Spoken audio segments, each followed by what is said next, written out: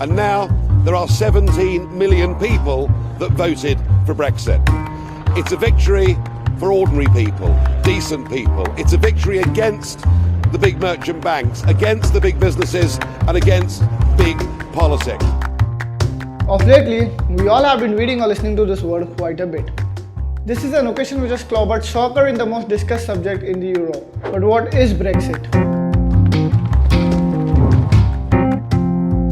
Brexit is a term coined for Britain's referendum to exit the European Union. According to many experts, Brexit has a wide range of implications, not only in the UK, but all across the globe.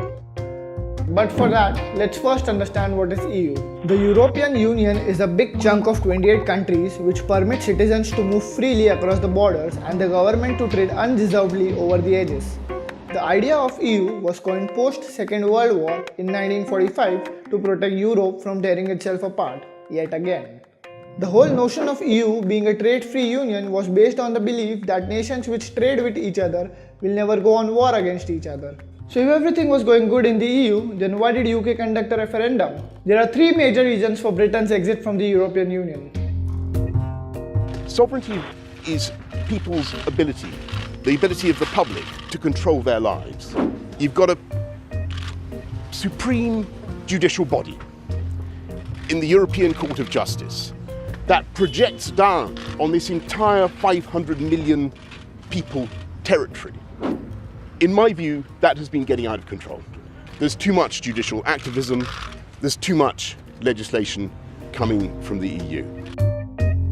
There are hundreds of business people, many of them directly involved in manufacturing, who say that we would be better off out, not least because the European Union imposes costs on our business. And Open Europe, an independent think tank, which has no dog in this fight, says that we actually face costs of £30 billion in additional regulation every year as a result of our membership of the EU.